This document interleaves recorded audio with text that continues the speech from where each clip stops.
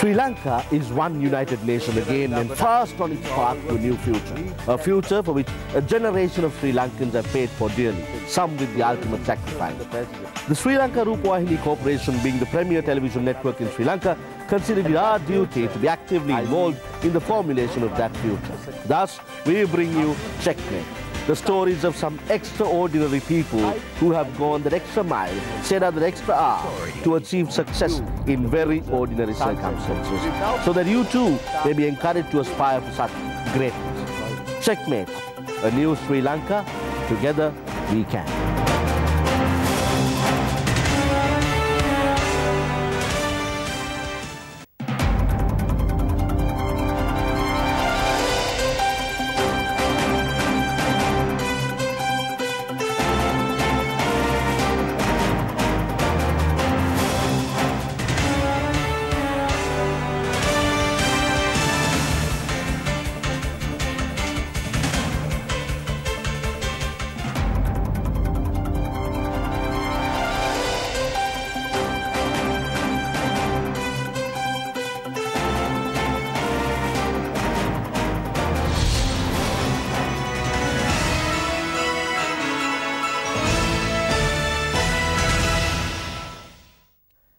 Good evening and welcome to another program of Checkmate.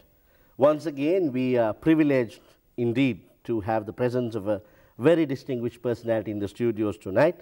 My guest tonight has so much to speak about him, even in building the profile, that I don't think we can do justice to his entire CV. So I'm going to briefly address short bursts about him as we go along. But he is a professor of the Faculty of Economics at the Saga University of Japan. He was senior professor of the Department of Economics in Colombo, and we have fond memories of him as the Vice Chancellor of the University of Colombo in contemporary times. And my guest tonight is none other than our former Vice Chancellor, Deshamanya, Professor W.D. Lakshman. Aibon, sir, welcome to Checkmate. Professor Lakshman, if we can start with a little bit of your background. I know that you have a wonderful family and the children are also doing very well now. But if we can start with your education and your progress to where you come. I suppose you want me to start with my childhood experiences.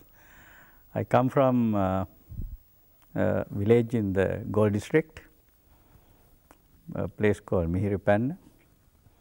Started my schooling in the village school until I was in the grade 5.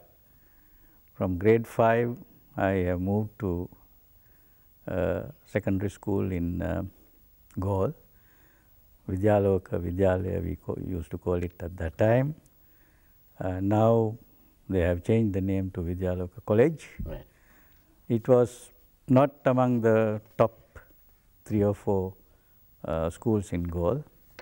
It was an ordinary school, but a very good one, which took care of children like me with great care. And I have studied there from the grade 6 onwards up to my university preliminary examination. And what thereafter, you obviously entered university. Professor, what made you pick being a university academic or a lecturer or a teacher? What was the motivation behind the picking of that as a profession? Some people may have had their life career prospects developed while they are studying in schools, but in my case there was nothing like this. I studied hard, went to the university, or I was lucky to get into the university. Probably I did very well in the examination. Well, you were a head prefect in school, so you would have done very well. In the school, of course, there was nobody to beat me in academic matters. So I entered the university, started doing as any other ordinary student. I started doing 3 subjects in the first year. I never knew what I would be doing after the end of my university career. I never knew even whether I would specialize in economics. It so happened that by the end of the first year, I got some interest in economics, and I was initially interested in going into political science, but for various reasons pertaining to staff availabilities in the University of Ceylon at the time in Peradeniya, I was compelled to select economics, and I feel lucky now that I had to make this choice. I offered to specialize in money and banking at the time, not political science. We are privileged that you did that, because just for the information of our viewers, Professor Lakshman is known as one of the country's foremost economists. He serves on the Advisory Council on Economics, whose Excellency is President. He is also the President of the Council of Colombo Plan and for Cooperative Economic and Social Development in Asia and Pacific. So we are very glad that you picked economics, sir, because you have not been just an abundance of talent to the university, but to the entire country and the region. But then let's talk a little bit before we get deeper into economics and taxation and that sort of thing. About your family, you have 3 children, and they're also doing academically very well. Yeah. My eldest is practicing in England. Yes, that's a son. Yeah, son. He has gone into medicine. Yes. The second also a son.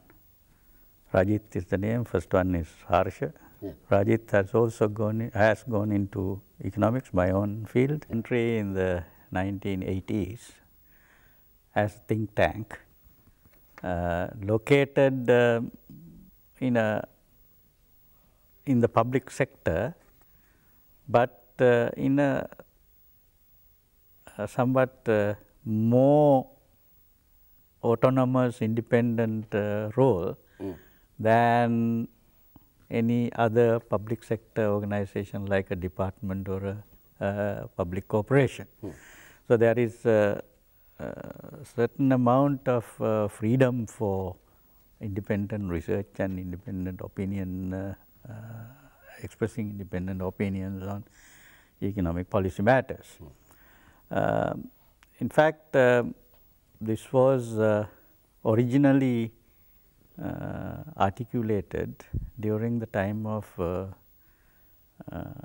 President Jayawardena's time by Ronnie Dimel as finance minister, and whoever were the finance ministry officials at the time. So it continues to do a lot of research on relevant issues. So recently, we like to do this on Checkmate, catch you all where you're in your public utterances and put you on the spot. Speaking at the annual conference of the Association of Accounting Technicians, Professor W.D. Lakshman, Chairman, President Checkmate Taxation, and the IPS said that winning the economic war, after learning from many failed experiments from years gone by, that we will have to adopt a concept of nation-incorporated countries like Japan, Singapore, Korea, whatever. What's your call? What do you mean? Obviously, there's a war to be won economically, but what are you trying to say? No, what I referred there was to some expressions in the economic development literature. When people used to talk about Japan in the 1950s, 60s, after the war, the rapid growth, they used to refer to Japan as Japan Incorporated. Japan as a nation considered as a business venture, managed by the government in power at the time.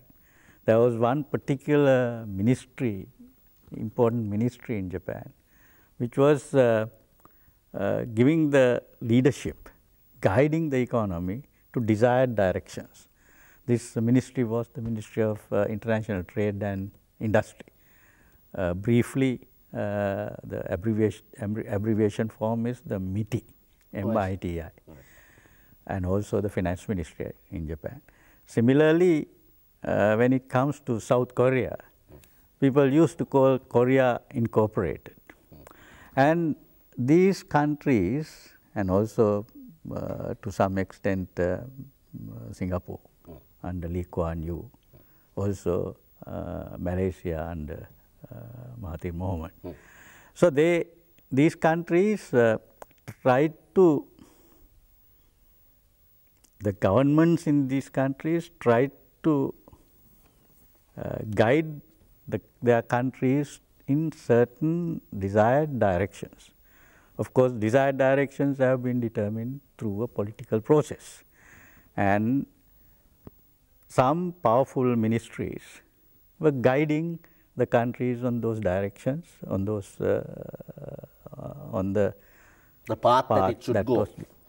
So through that systematic direction given to market forces, it is not market forces doing the bidding, but the government using its powers, guiding the market forces, and not making the market forces the total deciding factor. Yeah. And also not completely making market forces inactive, like we tried to do in the 1970s. Yes. So it was this kind of state system in literature is described as developmental states. This developmental state system was used by these East Asian countries, Southeast Asian countries, and nowadays also countries like Brazil, to move forward fast. It is not entirely market forces. It is not strangling market forces by the state. Can I just stop you there? It sounds interesting from what we have heard you all teaching. Free market economy, capitalism, laissez-faire, minimum state intervention, allow market forces to generate the economy, and allow market forces itself to determine the growth and the progress and the end of the economy. But what you are now advocating is somewhat different to the concept that we have been taught. Do you just want to build on that? No, yes. I have been advocating this from 1977 onwards.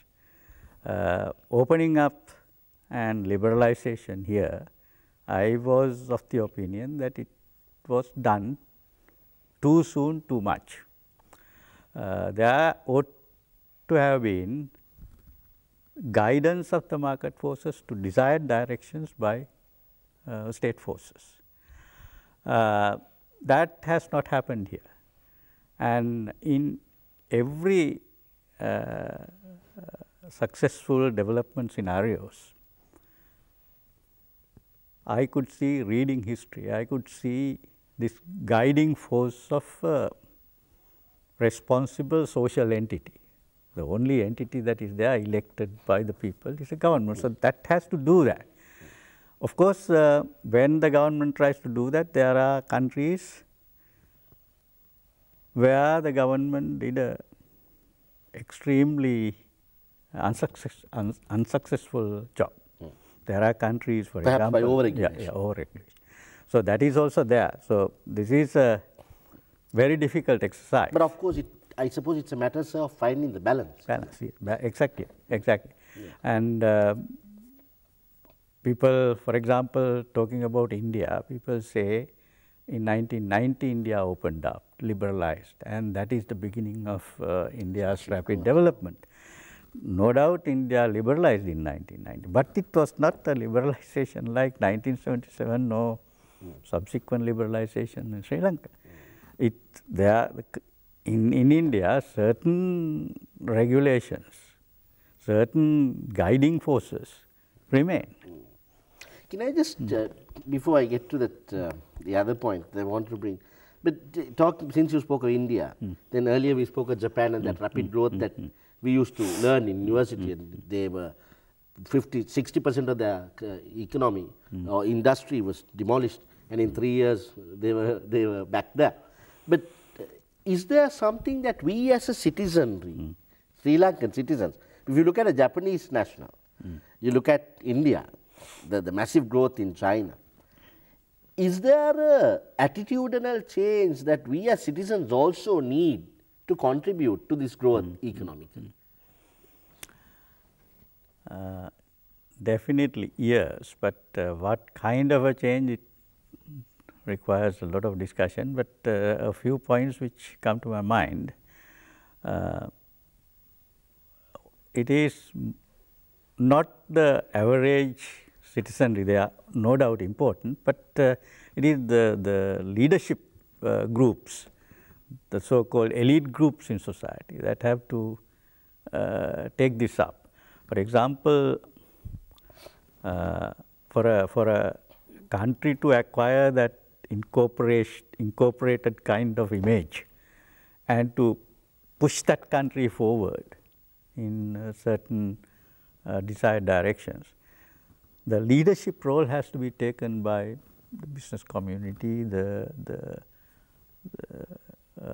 educated leaders and all that. That's the elite groups must give it that leadership. leadership. On that aspect, if I can just ask you, Professor, now the entire concept of economizing expenditure, for our first lessons that you all have taught us in economics is there are unlimited wants, very limited resources in the country, and you need to rationalize and best spend your resources, and that is how a budget comes every year. And then an appropriation bill is presented to Parliament, and our elected representatives decide on how best to utilize these resources in that year. Very simply putting the whole concept. But what do you make of the regime at present? Who decides whether the resources that have been expended in that year have been economically done, efficiently done, or whether the opportunity cost was too severe, whether could we have spent it in any better way? How do you react to this question that we have as citizens as to who evaluates whether the economic resources of the country have been best spent in the development? Now, this is perhaps part of the, you are raising a very broad issue, but in that there is also this accountability question. How the limited resources the government raises, largely from taxation, how those limited resources are spent, for what purposes. I suppose in a complex political situation, with a government bureaucracy also helping, these decisions are taken after considerable thought, influenced by many forces operating in the country. Can I just maybe restrict it a little bit to assist you? Now, for example, in the United Kingdom, we know that the original tax regime of the 80s was changed, and they brought in this concept called value for money audit, where the Auditor General just doesn't look at whether the bill presented is consonant with the expenditure incurred. For example, if 100 rupees has been spent, there is a bill, okay, that's it. But they went in for something called the VFM audit system, which is value for money. So the officers of the Auditor General's department were also allowed to evaluate whether the money spent was economic, was efficiently spent, and whether the intended objective was achieved. Would you advocate a system like that? If that can be done by giving a lot of training to the Auditor General's department staff, it's fine. But the current system is based on a different kind of audit, I believe, in Sri Lanka, which was obviously systems obtained from the earlier British system. So what they are doing is whether the expenditures are undertaken in a correct way on the basis of accepted administrative and financial regulations that operate. But whether the expenditure has been made to get the value for money, that kind of audit is not practiced here. That kind of evaluation also, I think, is not done except by maybe economic researchers undertaking that kind of work. I was just going to ask you that. I have, for example, gone for parliamentary COP meetings, for example. Even there, this kind of question does not come up. So even if say at policy level the regime doesn't change, obviously there is a need to change the regime. But even if at policy level, say you and I can't amend the Audit Act, that has to be done by the legislative process.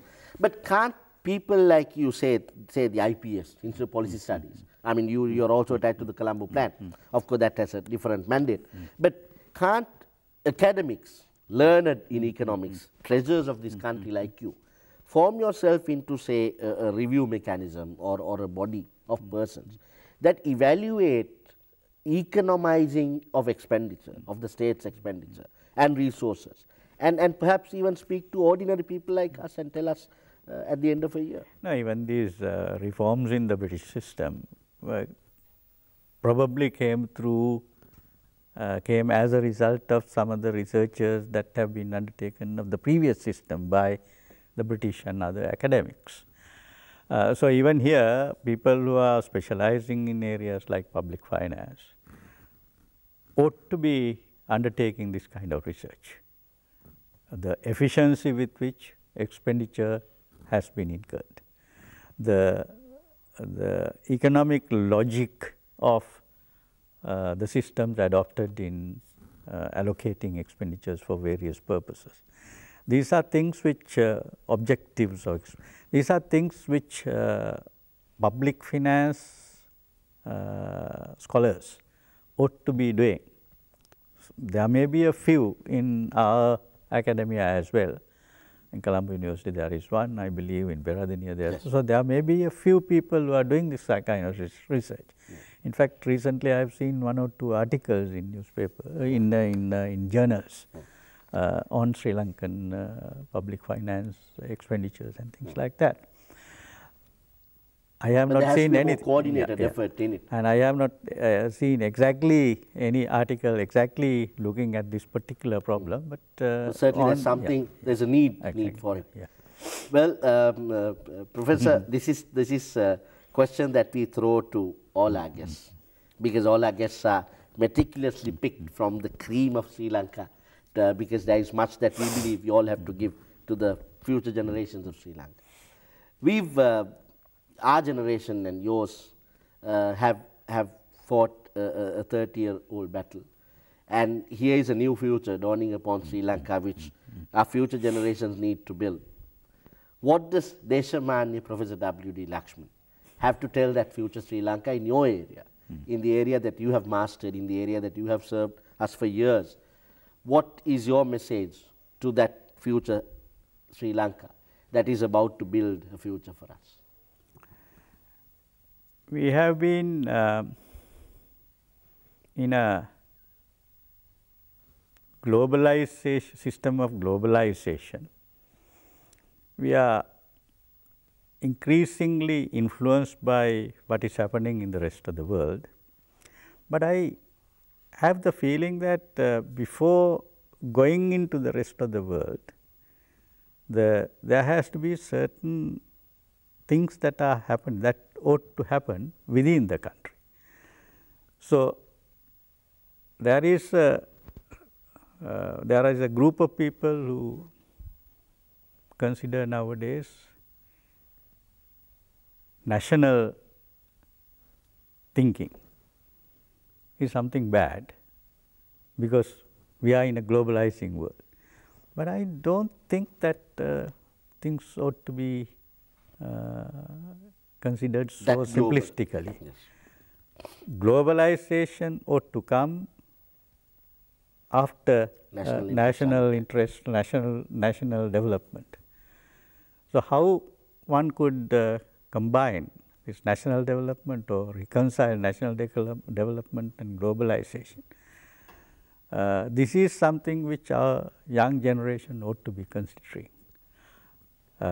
Our young generation is moving into global things, not so much considering what ought to be done domestically.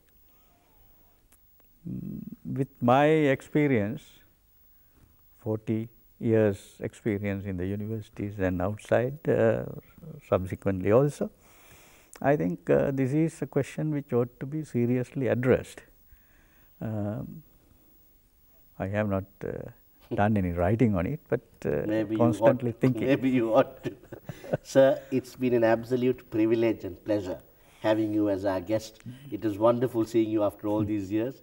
And we at the Sri Lanka Rupavahini Corporation, our production team at Checkmate and everyone, thank you profusely and consider it an absolute honor that you decided to be our guest. And before I leave you, we're leaving you hopefully with the hope of seeing you at another Checkmate. Do not forget to write in to us, follow us on Facebook, write in, email with your comments on today's program as indeed other programs, and we will try to make it better for you in time to come. So with that, we thank Deshamani Professor W.D. Lakshman, and sir, once again, thank you. Ayubowan. Thank you. Ayubowan.